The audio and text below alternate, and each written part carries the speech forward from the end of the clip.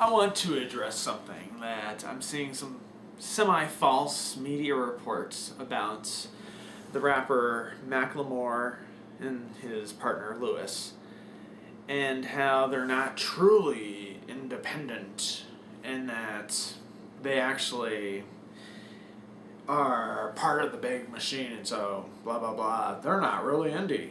Okay.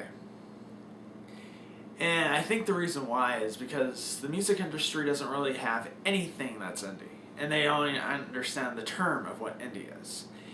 And the reason why some people are saying they're not indie is because they're using a distributor. This distributor is ADA. And on the website, the first thing it says, indie, independent, on there. And basically, they are independent. Why are they independent? Because they haven't signed a contract with the music company. They made their own video. Number two, they made their own music, wrote their own lyrics, hired their own people to sing on their record. They made their album, and then they went to ADA and said, hey, ADA, we'd like to make a deal with you to distribute this, okay? That is what we call independently made. Here's a little example. It's called the movie industry.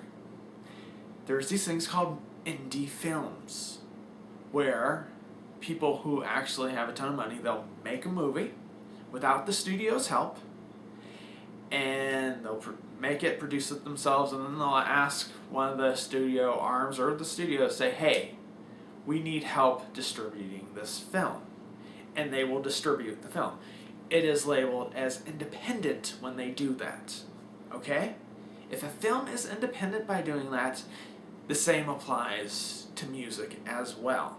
Okay? This is not like some secret.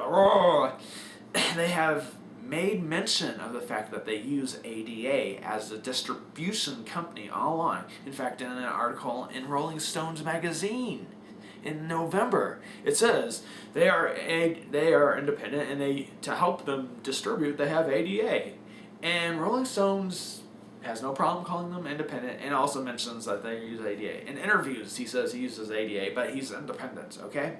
Here's the difference between signed and independent. Signed usually has a 2 to 3 record deal.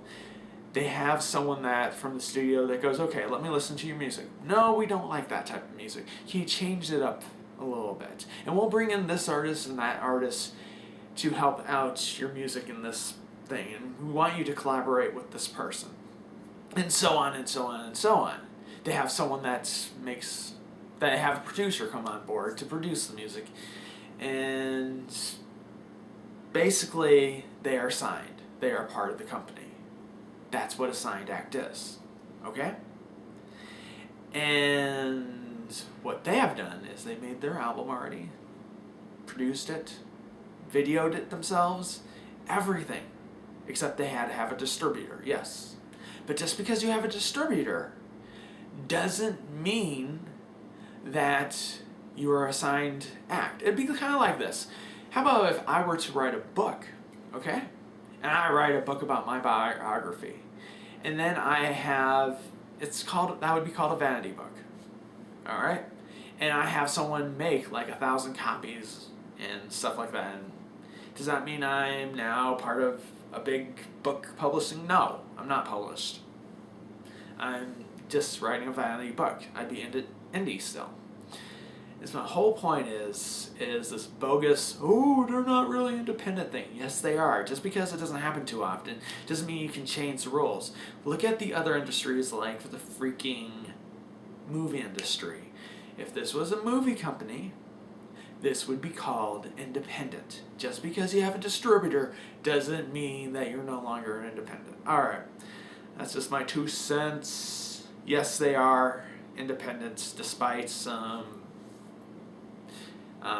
bogus reports, because they don't really understand what the word independent means in this context.